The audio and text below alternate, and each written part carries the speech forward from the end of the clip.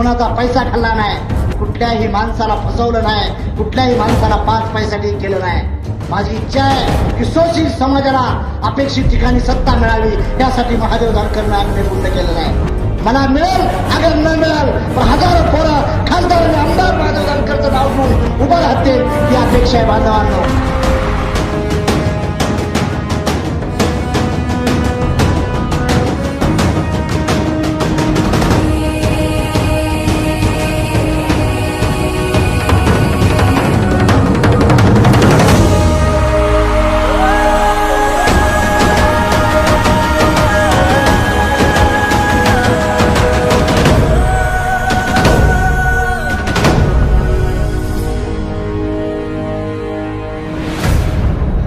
शूरवीरांचा जिल्हा म्हटलं की क्षणात नजरेसमोर येतो सातारा.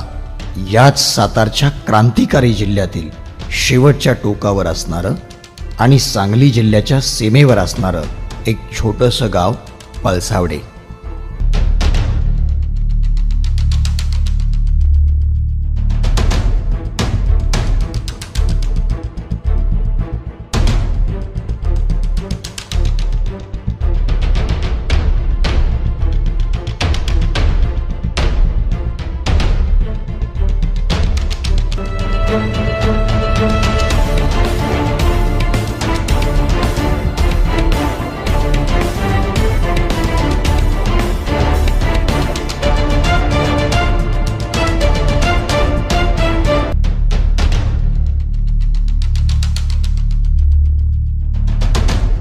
याच गावामध्ये श्री जगन्नाथ मारुती जानकर यांच्या सौभाग्यवती सौ गुणाबाई जगन्नाथ जानकर आपल्या 3 मुलांसह राहत होते.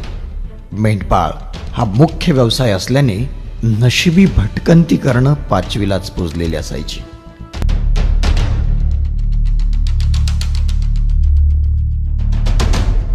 घरची परिस्थिती गरीब असल्यामुळे कष्टाला पर्याय नव्हता. वडील जगन्नाथ जानकर कणखर वृत्तीचे होते.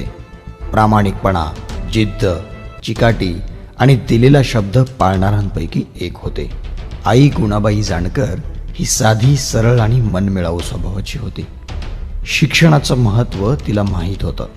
चांगलं बोलणं आणि चांगलं राहणं हेच तर खरं तिचं भांडवल होतं. मुलांवर चांगले संस्कार व्हावेत म्हणून तिची सतत धडपड असायची. वडिलांच्या खांद्याला खांदा लावून ती अपार कष्ट करायची. तिच्या मेहनतीला कसलाही आराम नव्हता. 19 एप्रिल 1968चा दिवस उजाडला. यावेळी सूर्य आग ओकत होता. वैशाखाचं रणरणत ऊन भलतच तापलं होतं. सातारा जवळील वाडे या गावच्या माळरानावर मेंढरं पांगली होती आणि याच माळरानावरती महादेवचा जन्म झाला. मुले मोठी होऊ लागली तशी त्यांची शिक्षणाची भूकही वाढू लागली.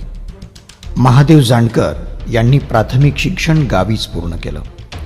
जिद्द, चिकाटी, प्रामाणिकपणा आणि कणखर वृत्ती महादेव जानकरांच्या अंगी वडिलांकडूनच आलेली असावी. माध्यमिक शिक्षण देवापूर येथे रयत शिक्षण संस्थेच्या शाळेमध्ये घर ते शाळा असा 7 किलोमीटरचा प्रवास पायी चालूनच पूर्ण केला. पुढील शिक्षणासाठी जानकर साहेबांनी सातारा गाठला.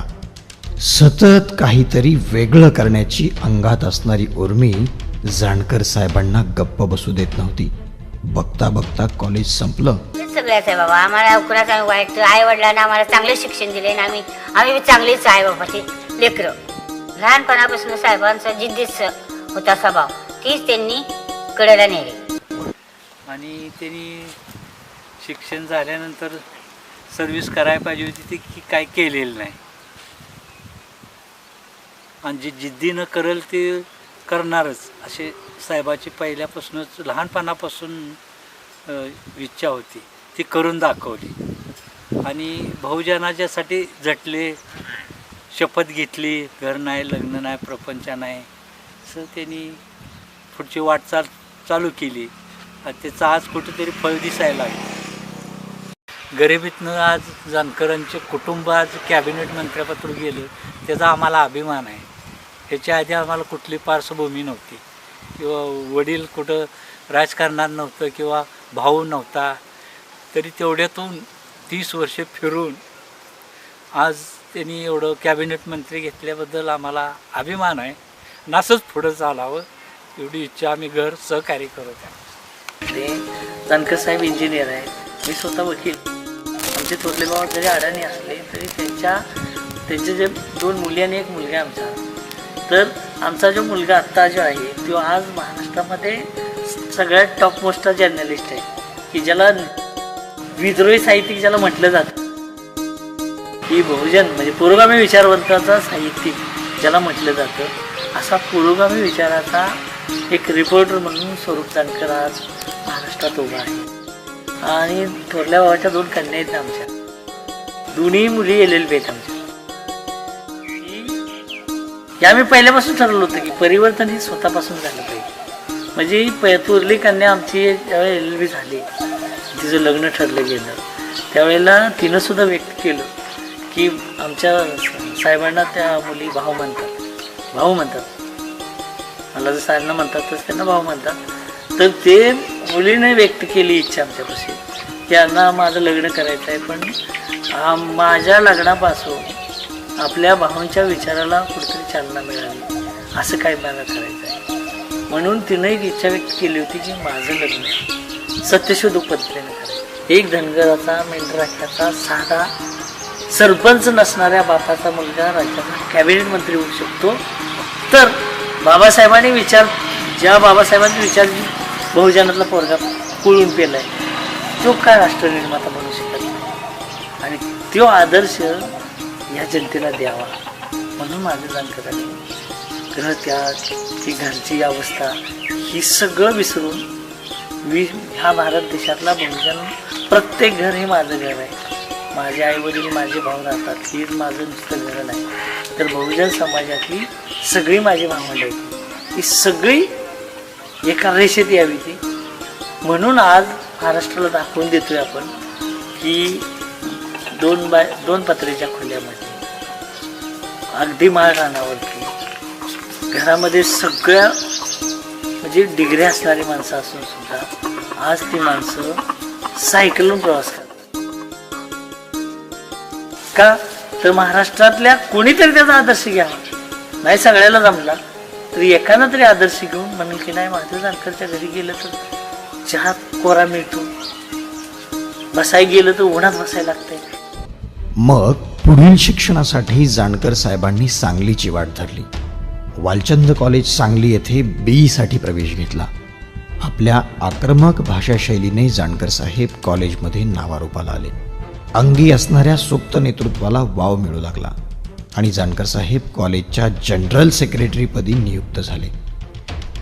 कॉलेज जीवनातच सार्वजनिक कार्यास सुरुवात केली. विद्यार्थी नेतृत्व म्हणून जानकर साहेब पुढे येऊ लागले. त्यांच्या मनावर महामानवांच्या विचारांचा प्रभाव दिसू लागला. मी माझ्या कॉलेज लाईफ झाल्यानंतर मी ठरवलं की माझा जी ध्येय आहे तो जनतेसाठी आणि देशासाठी अर्पण करायचा. मी इंजिनियर होऊन स्वतःचा बंगला बांधला असता, 1-2 मुलं झाली असती, ही लाईफ न जगता बंगला असावा पण बंगल्याला दरवाजा नसावा, अशा भूमिकेतून मी ह्यात पडलो. छत्रपती शिवाजीराजे, शाहू महाराज, बाबासाहेब आंबेडकर, महात्मा ज्योतिबा फुले, विदा सावरकर, विवेकानंद या सर्वांचा अभ्यास केला. मी तसा पॉलिटिकल सायन्सचा स्टुडंट नाही, मी इंजिनिअरिंगचा स्टुडंट आहे. BE इलेक्ट्रिकल आहे, गोल्ड मेडलिस्ट आहे मी. इंजिनिअरिंग केल्यानंतर मी कळालं की शेवटी अंतिम सुख कशात आहे. तर बघितलं तरी आपलं म्हणण्यात काय अर्थ नाही. पण मी ठरवलं की बाबा काहीतरी आपण विशेष करूया. माझ्याबरोबरचे मित्र इंजिनियर आहेत, माझे आता अमेरिकेला आहेत, कोणाचं चॉपरची फॅक्टरी आहे, कोण फार मोठे आहेत, पण मी रोडवर फिरणारा ठरलो. म्हणलं बाबा स्वतःचं एखादं काय करता येईल. पण सोशल इंजिनिअरिंग म्हणून एक यशवंतराव होळकरच्या नावाने एक सामाजिक संघटन उभा केलं. आणि नंतर ते बघितलं की हे सामाजिक संघटन काय हे परमनंट जाऊ शकत नाही, आपण एखादा पॉलिटिकल प्लॅटफॉर्म बघूया. म्हणून आम्ही महाराष्ट्रातल्या बऱ्याचशा नेत्यांचा अभ्यास केला, परंतु त्यात काय मला ते हे वाटलं नाही. मग काशीरामबद्दल थोडंच मला अट्रॅक्शन लागलं आणि मी त्यांच्या संपर्कात आलो. 1-2-3 वर्ष त्यांच्याबरोबर फिरलो. नंतर मी बघितलं की स्वतः आपलंच घर का असं बनावं, एखादं आपलं बनवता येईल का. आणि मी काशीरामजीला बोललो की म्हणलं बाबा मला माझंच एक बनवायचं आहे. आणि त्या माणसानं मला मार्गदर्शन केलं आणि मग राष्ट्रीय समाज पक्ष स्थापन केला. मी तसं कॉलेज लाईफला सांगलीला असल्यामुळे कोल्हापूर युनिव्हर्सिटीचा युआर होतो आणि तिथूनच हे चालू झालं. शिक्षण संपलं होतं. मुलगा शिकल्याचा अभिमान आईवडिलांना वाटू लागला. आई वडिलांच्या डोळ्यासमोर सुख दिसत होतं, नोकरी दिसत होती. महादेव जानकर साहेबांच्या भविष्याच्या स्वप्नात आई वडील हरवून गेले होते. पण जानकर साहेबांच्या मनात मात्र वेगळंच होतं.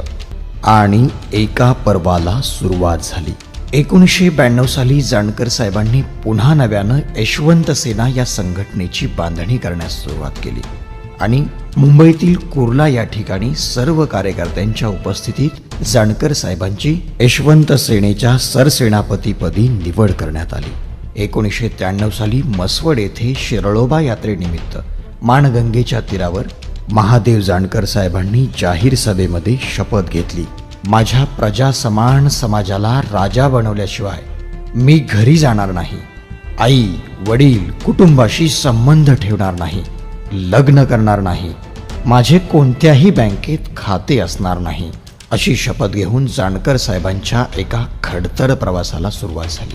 आणि 25 वर्षानंतरही ती वाट जानकर साहेब आजही मोठ्या उत्साहाने चालत आहे. यशवंत सेनेच्या माध्यमातून जानकर साहेबांनी आपल्या आक्रमक भाषाशैलीने प्रस्थापित व्यवस्थेची झोप उडवली होती. माननीय कांचीराम यांना राजकीय आदर्श मानणारे जानकर साहेब पुरोगामी विचारांचे खरे वारसदार होते. हे त्यांच्या कृतीतून वेळोवेळी दिसून आलं. चळवळीचं नेतृत्व म्हणून जानकर साहेब सर्वसामान्य माणसांना परिचित झाले होते. तसं पाहिलं तर समाजकारण आणि राजकारण या एकाच नाण्याच्या दोन बाजू.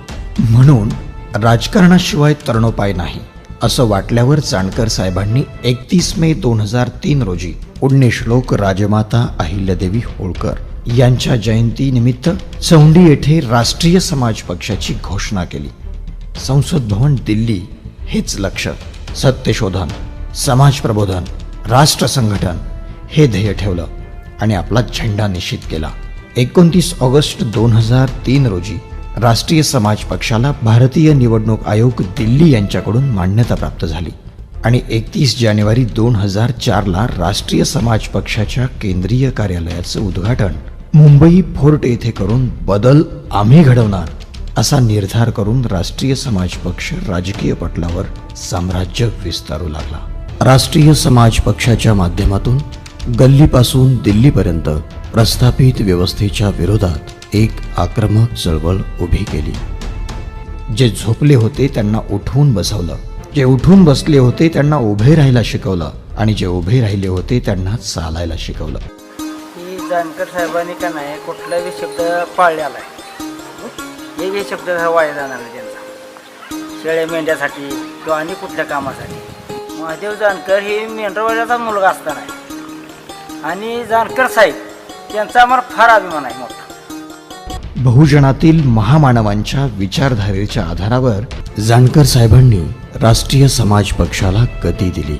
महादेव जानकर नावाचं एक झंझावती वादळ महाराष्ट्रामध्ये उग्र रूप धारण करू लागलं. प्रस्थापित व्यवस्थेच्या पायाखालची जमीन सरकू लागली.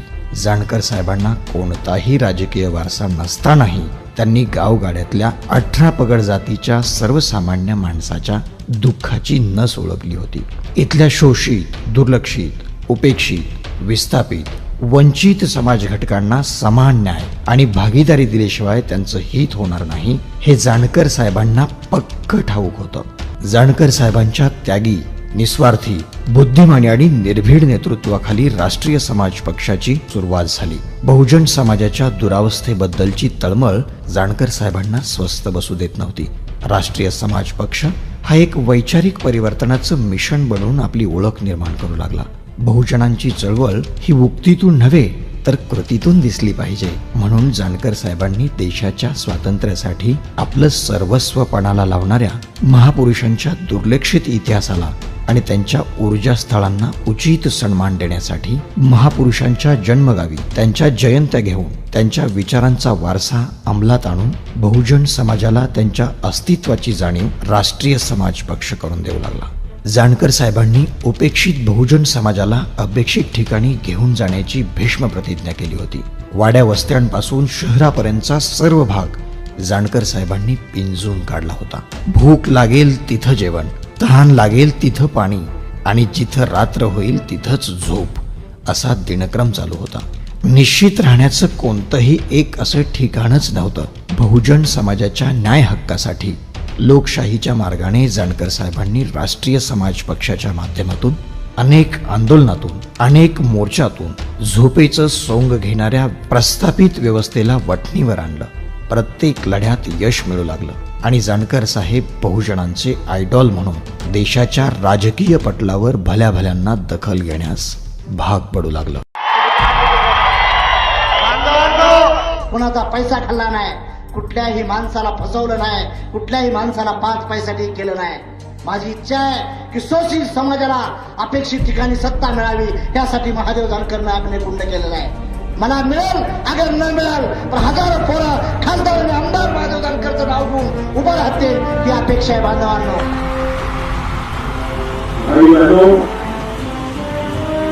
और मैं जानता हूं भाई महादेव को, इंजीनियर है लेकिन सोशल इंजीनियरिंग करता है.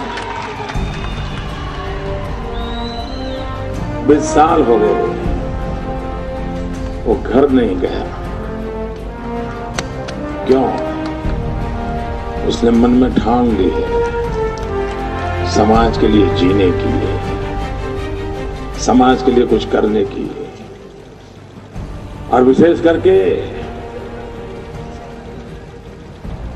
जो विकास के लिए तड़प रहे हैं, ऐसे कुछ समाज है जैसे महाराष्ट्र में धनगर समाज है, जो कुछ करना चाहता है, पढ़ना चाहता है, आगे बढ़ना चाहता है. उस समाज की वो ताकत बनकर के आज काम कर रहे हैं. और ऐसे समर्थ लोगों को लेकर के ये महायुति आपके पास आशीर्वाद लेने के लिए मैं लेकर के आया हूं. जानकर साहेब, तुम्ही आला, मला आता पित्या समान मानतात, त्यामुळे मलाही मुलगा नाही आहे. तुम्ही तुमच्या भविष्याची काळजी करू नका. प्रॉपर्टी पंकजाला देतो, राजकीय वारसा तुम्हाला देतो.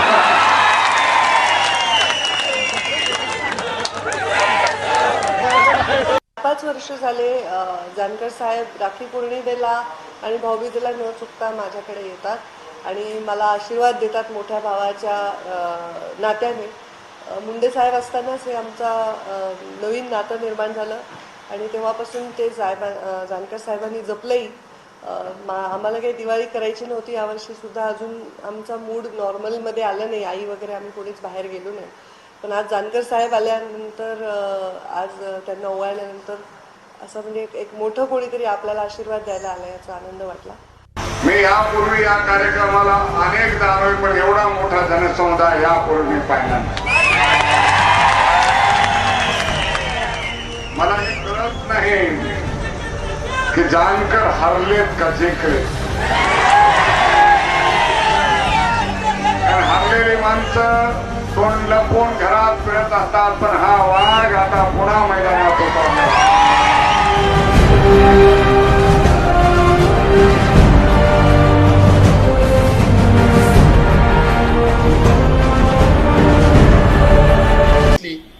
माझ्या जीवनामध्ये ध्येयाने प्रेरित जी माणसं मी बघितली आणि आपल्या ध्येयाकरता सर्व सुखाला ठोकर मारून समाजाकरता जगणारी जी माणसं बघितली, त्यात एक लाख मोलाचा माणूस म्हणजे महादेव जानकर. आक्रमक आणि त्यागी नेतृत्वानं, निर्भीड आणि बेधडक वक्तृत्वानं, स्वच्छ आणि पारदर्शक कर्तृत्वानं जानकर साहेबांचा नावलौकिक वाढू लागला आणि राष्ट्रीय समाज पक्ष देशातील इतर राज्यातही पाय रोवू लागला. ग्रामपंचायतपासून विधानसभा, लोकसभा निवडणुकीत जानकर साहेबांच्या नेतृत्वाखाली राष्ट्रीय समाज पक्ष विरोधकांची दमछाक करू लागला आणि काही ठिकाणी यशही मिळू लागलं. जानकर साहेबांनी पायाला अक्षरशः भिंगरी बांधून वैचारिक, सामाजिक आणि राजकीय परिवर्तनासाठी जीवाचं रान केलं होतं.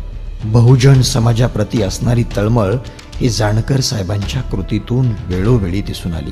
प्रचंड संघर्षातून ताणून सुलखून निघालेले जानकर साहेब अगदी झपाटून काम करत होते. जर त्यांच्या संघर्षाची दखल मीडियानं प्रामाणिकपणे घेतली असती तर आज देशाचं चित्र वेगळंच दिसलं असतं. देशाचे खरे हित फुलेवादामध्ये सुरक्षित आहे, म्हणून राष्ट्रीय समाज पक्षाची विचारधाराच फुलेवादावर आहे. सर्वसामान्य माणसांपर्यंत सहज मिसळणारे आणि आभाळा एवढी उंची असून सुद्धा पाय जमिनीवरून न हलू देणारं जानकर साहेब मातीचा गंध मात्र कधीच विसरले नाहीत. ऐन तारुण्यात सुखाच्या स्वप्नात रमणाऱ्या वयात तारुण्य आणि या सुलभ भावनेचा त्याग करून जानकर साहेबांनी धगधगत्या निखाऱ्याची वाट धरली. ही वाट सोपी नव्हती. कोणताही राजकीय वारसा नव्हता. इथे सुरुवात शून्यापासून करायला लागणार होती. ज्यांचं नेतृत्व करायचं त्यांच्यामध्ये राजकीय अज्ञानाचा प्रचंड अभाव होता. तरीही जानकर साहेबांनी तो प्रवास त्यागातून सुरू केला आणि तो आज एक विराट रूप घेऊन क्रांतीच्या आणि परिवर्तनाच्या अंतिम टप्प्यात येऊन ठेपलाय. स्वातंत्र्य, समता, बंधुत्व व न्यायावर आधारित समाज आणि शासन व्यवस्थेचा पुरस्कार करणारा प्रतिनिधी म्हणून विश्वाचा यशवंत नायक हा मासिक अंक सुरू करून जानकर साहेबांनी बहुजन समाजाला जागं केलं. त्यांना त्यांच्या अस्तित्वाची जाणीव करून दिली. वाचक समाजाला लेखक समाज बनवणं हाच या विश्वाचा यशवंत नायक या अंकाचं ध्येय आहे. 2014ला निवडणुकीचं बिगुल वाजलं आणि राष्ट्रीय समाज पक्ष महायुतीचा एक घटक पक्ष बनला. जानकर साहेबांची दखल आता मीडिया सुद्धा घेऊ लागली. राष्ट्रीय समाज पक्ष पूर्ण ताकदीनिशी राजकीय आघाड्यात उतरू लागला. मातब्बर आणि मुरब्बी प्रतिस्पर्ध्यांची दमछाक होऊ लागली. बहुजन समाज पूर्ण ताकदीनिशी जानकर साहेबांचं नेतृत्व मानून पिवळ्या झेंड्याखाली गर्दीचा उच्चांक मोडू लागला.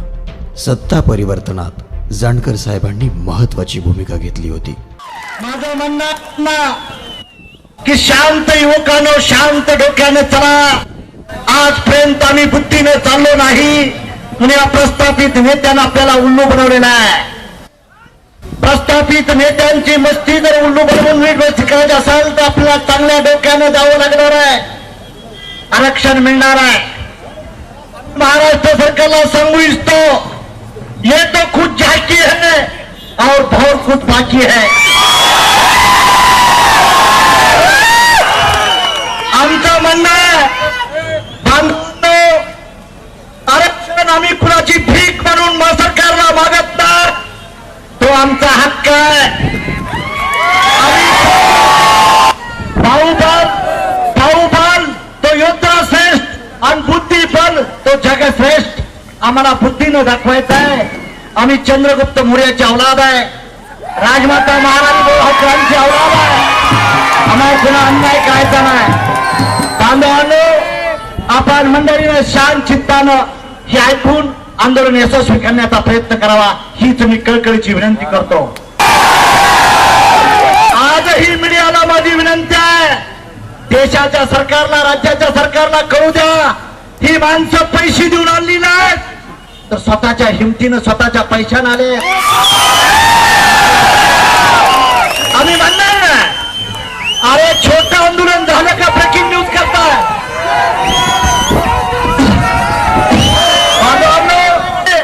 मी केलं म्हणून नाटक करणारा माणूस असतो तो नाटकी असतो. मी करून देखील न दाखवला तोच माणूस इथे होता, पुरुष होत असतो. हे गोष्ट लक्षात ठेवली पाहिजे बांधवांनो. म्हणून माझी तुम्हाला विनंती आहे, मीडियानं आज दखल घेतलेली आहे. ब्रेकिंग न्यूज होतील, ND channel, TV channel, Hindi channel देखील येतील. 8 जुलै 2016 रोजी माननीय महादेव जानकर साहेबांनी कॅबिनेट मंत्रीपदी शपथ घेतली. राष्ट्रीय समाज पक्षाच्या कार्यकर्त्यांनी एकच जल्लोष विधान भवनासमोर साजरा केला. हा जल्लोष, उत्साह केवळ महाराष्ट्रातच नव्हे तर देशातील सर्व कार्यकर्त्यांमध्ये दिसत होता. विधान भवनासमोर जणू काही जेजुरीच अवतरली होती. एवढा भंडारा उधळला गेला होता. महादेव जानकर, राष्ट्रीय समाज पक्षाचे संस्थापक अध्यक्ष महादेव जानकर यांनी आज राज्याच्या कॅबिनेट मंत्रीपदाची शपथ घेतली आणि हा शपथविधी सोहळा बघण्याकरता त्यांचा संपूर्ण परिवार या ठिकाणी उपस्थित होत्या. विशेष म्हणजे 91 वर्षांच्या त्यांच्या मातोश्री आहे महादेव जानकर साहेबांच्या. काय नेमकी त्यांची प्रतिक्रिया आहे आपण जाणून घेऊया. आजी, आज जानकर साहेब मंत्री झाले, काय वाटतं? आनंद झालेला? आनंद झाला.